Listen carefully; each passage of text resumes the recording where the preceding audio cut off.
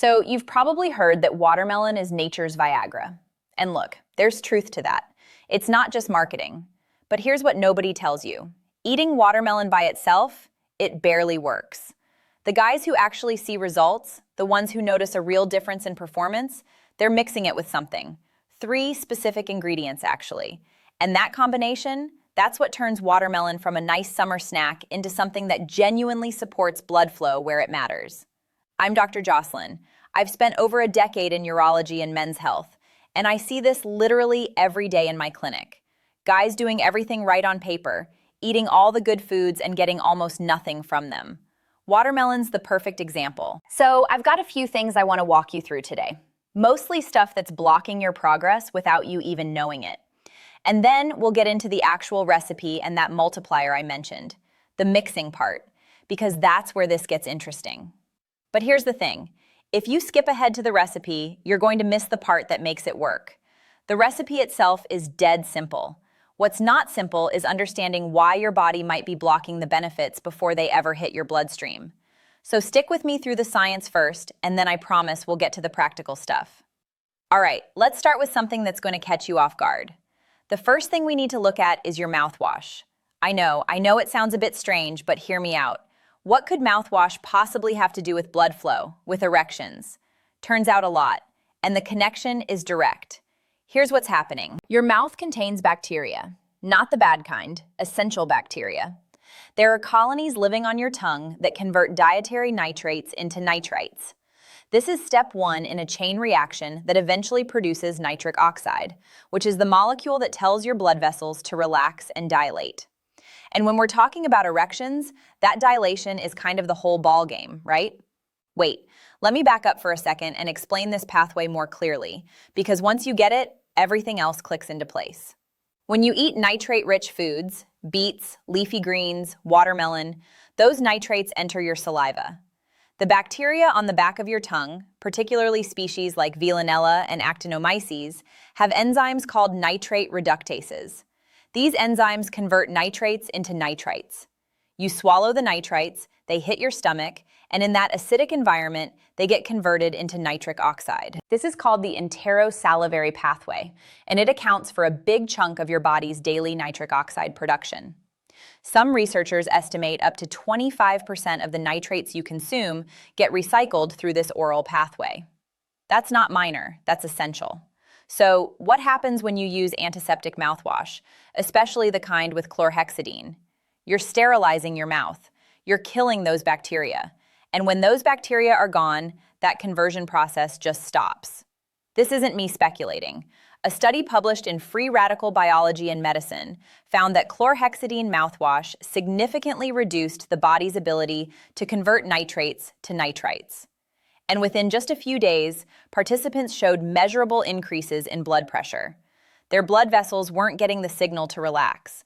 The nitric oxide pathway was disrupted at step 1. Make sense? So if you're eating beets, leafy greens, watermelon, any of the foods that are supposed to support circulation, and you're also swishing with antiseptic mouthwash twice a day, you're basically canceling out the benefit. The nitrates go in, the bacteria aren't there to process them, and most of it just passes through. Now look, I'm not saying throw out your mouthwash forever, but if circulatory health matters to you, if performance matters to you, consider switching to a non-antibacterial option, or just use salt water. Your oral microbiome will thank you. Then there's vitamin D. This one's less obvious, but it's critical, especially for men over 60. Vitamin D plays a direct role in endothelial function. The endothelium is the thin layer of cells lining every blood vessel in your body. It's the tissue that actually produces nitric oxide. When your vitamin D levels are low, your endothelial cells get sluggish. They produce less nitric oxide, and your blood vessels lose their ability to dilate properly. Actually, let me spend a moment on the endothelium, because most people have never even heard of it, and it's arguably the most important tissue in your body when it comes to circulatory health and sexual health for that matter. The endothelium is a single layer of cells, incredibly thin, coating the interior surface of every artery, vein, and capillary. If you spread it out flat, it'd cover roughly 6 tennis courts. And this tissue isn't passive. It's constantly sensing, signaling, responding to changes in blood flow, pressure, and chemistry. One of its primary jobs is producing nitric oxide. When blood flows past endothelial cells, the shear stress triggers an enzyme called endothelial nitric oxide synthase, ENOS for short. This enzyme produces nitric oxide, which then diffuses into the surrounding smooth muscle cells and tells them to relax. The blood vessel dilates, blood pressure drops, circulation improves. And in the context of erections, that's the mechanism. That's how it works. When your endothelium is healthy, this happens seamlessly. But when it's damaged by inflammation, oxidative stress, high blood sugar, or nutrient deficiencies, nitric oxide production tanks. Your blood vessels become stiffer. They lose their responsiveness, and that's when problems start showing up. I see this literally every day in my clinic. Men come in with circulatory issues, performance issues. We run their blood work and their vitamin D is in the basement. They spend most of their time indoors. They live in northern climates. They don't supplement and their bodies are paying the price. The fix is straightforward. Get your levels tested, and if you're low, supplement. Most men over 60 need somewhere between 2,000 and 5,000 IU daily. But talk to your doctor about the right dose for you. The point is, if your vitamin D is deficient, your endothelium isn't working right. And if your endothelium isn't working, all the watermelon in the world won't help. Next thing I want to cover, sodium-potassium imbalance. Here's the part that surprises my patients. Most men know too much sodium is bad for blood pressure. What they don't realize is that potassium is equally important, and most Americans are severely deficient. Sodium and potassium work together to regulate fluid balance and blood vessel tone. When you've got too much sodium and not enough potassium, your blood vessels constrict. They become less flexible. The endothelium has to work harder to produce the same effect. The average American consumes about 3,400 milligrams of sodium per day, but only 2,500 milligrams of potassium. That ratio is backwards. You should be getting more potassium than sodium, ideally around 4,700 milligrams daily. Good sources include bananas, sweet potatoes, spinach, and here's the connection: watermelon. 1 cup of watermelon contains about 170 milligrams of potassium. Not a massive amount, but it contributes. The thing is, if your overall diet is sodium heavy and potassium light, you're creating an environment where blood vessels struggle to relax. Fix the ratio and everything else works better. This next one almost never gets discussed, but it matters: shallow breathing. Nitric oxide is produced not just in your endothelium, but also in your nasal passages.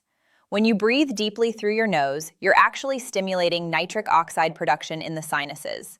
That nitric oxide gets carried into your lungs, where it helps dilate blood vessels and improve oxygen delivery. When you breathe through your mouth or take shallow chest-level breaths, you're bypassing this entire mechanism. Less nitric oxide, less signal for your blood vessels to relax. I tell my patients to practice slow, deep nasal breathing for just 5 minutes a day. Inhale for 4 seconds. Hold for 4 seconds, exhale for 6 seconds. Simple, but the physiological effects are real. You're directly supporting the same pathway that watermelon supports. And then there's insulin spikes. When you eat foods that cause rapid spikes in blood sugar, refined carbs, sugary drinks, processed snacks, your body releases a surge of insulin. And insulin in high amounts damages the endothelium. It creates oxidative stress. It reduces nitric oxide availability. Over time, repeated insulin spikes lead to endothelial dysfunction, which is basically the precursor to most cardiovascular and circulatory problems. This is why eating watermelon by itself, especially just the sugary red flesh, isn't optimal. You're getting some citrulline, yes, but you're also getting a glycemic load that can trigger an insulin response. The key is combining watermelon with other nutrients that slow absorption and blunt that spike. Which brings us to the multiplier, the mixing part I mentioned at the beginning. But before I get into that, you need some context on why watermelon works in the first place. The real magic in watermelon, the stuff we actually care about, is an amino acid called L-citrulline. Your body converts it into L-arginine, which then gets used to produce nitric oxide. Now you might be thinking, why not just take L-arginine directly? Good question. The answer has to do with something called first-pass metabolism. When you consume L-arginine orally, a large percentage gets broken down in your liver and intestines before it ever reaches your bloodstream. It gets metabolized too quickly.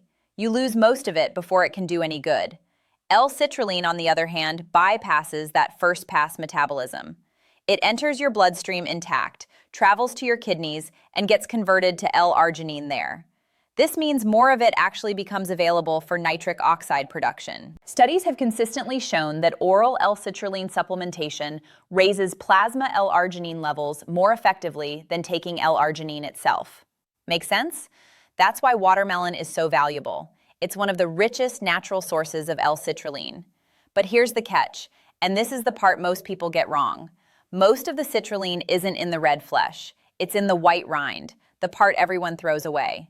I'll come back to that in a second. First, the multiplier. If you want to seriously boost the effectiveness of the citrulline you're consuming, you need to mix it with 3 things: healthy fat, vitamin C, and piperine. Let's go through them. Healthy fat first. L-citrulline is water-soluble, so it absorbs reasonably well on its own. But the other beneficial compounds in watermelon, including certain carotenoids, are fat-soluble. Adding a small amount of healthy fat like olive oil improves absorption of these compounds and slows the overall digestion process, which reduces that glycemic spike I mentioned earlier. 1 teaspoon of extra virgin olive oil, that's it. Next, vitamin C. Here's something most people don't know. Nitric oxide is highly reactive. It gets destroyed by oxidative stress almost as quickly as your body produces it. Vitamin C is a potent antioxidant that protects nitric oxide from this degradation. When you consume vitamin C alongside citrulline, you're essentially extending the lifespan of the nitric oxide your body produces. More of it stays active, more of it reaches your blood vessels. Easiest source? Fresh lemon juice. Half a lemon squeezed into your preparation. And finally, piperine. This is the compound that gives black pepper its bite. Piperine's been shown in multiple studies to increase the bioavailability of various nutrients by inhibiting certain enzymes in your gut and liver that would otherwise break them down. Adding just a pinch of black pepper to your watermelon preparation can significantly increase how much citrulline actually makes it into your system. So the multiplier formula is simple: olive oil, lemon, black pepper. That's what you mix with the watermelon. That's what turns it from a mediocre snack into something that actually moves the needle. Now let's talk about the rind. The white part of the watermelon, the pale layer between the green skin and the red flesh, that's where the good stuff is.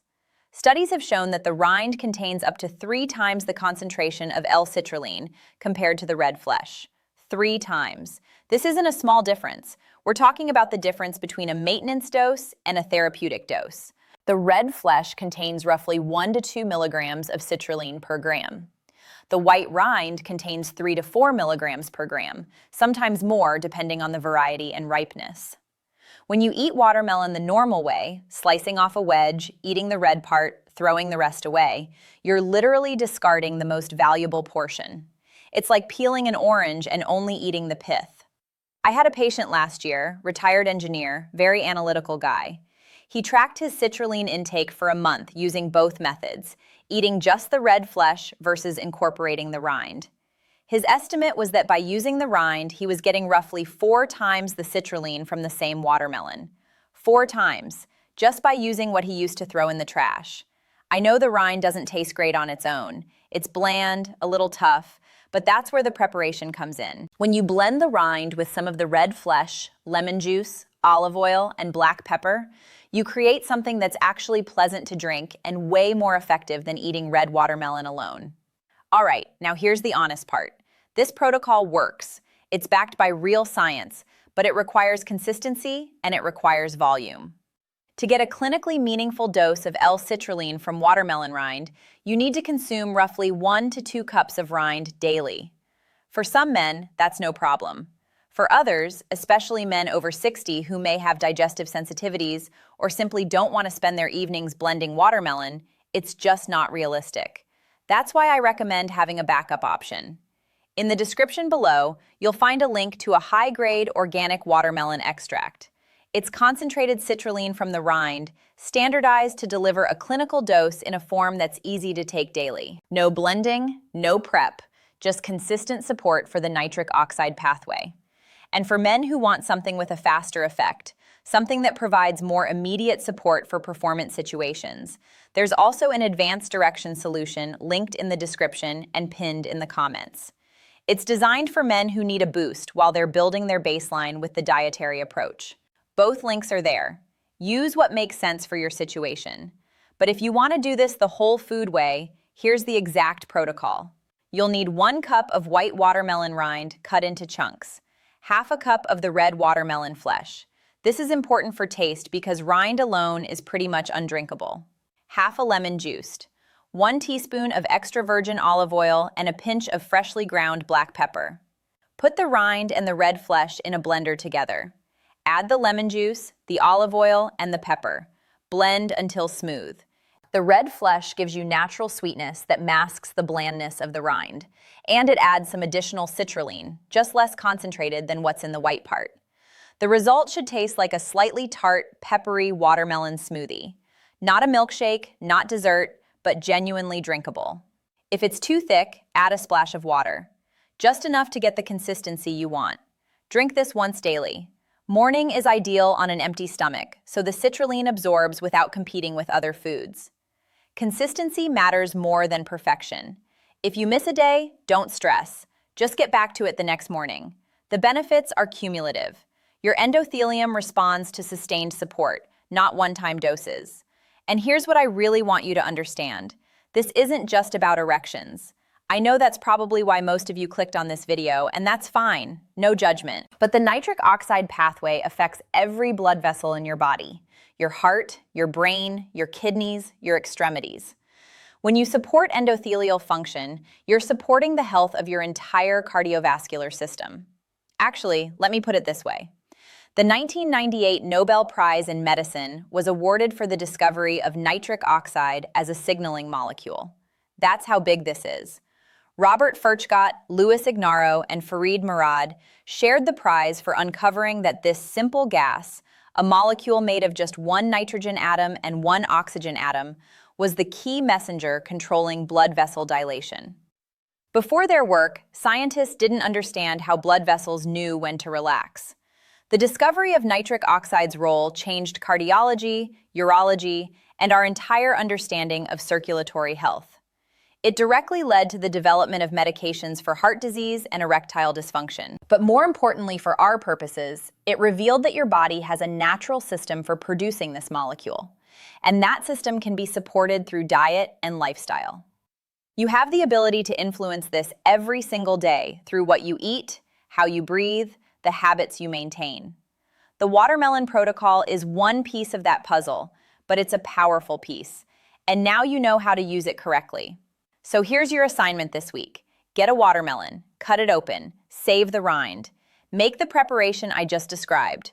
Rind, red flesh, lemon, olive oil, black pepper, and drink it tomorrow morning. See how you feel.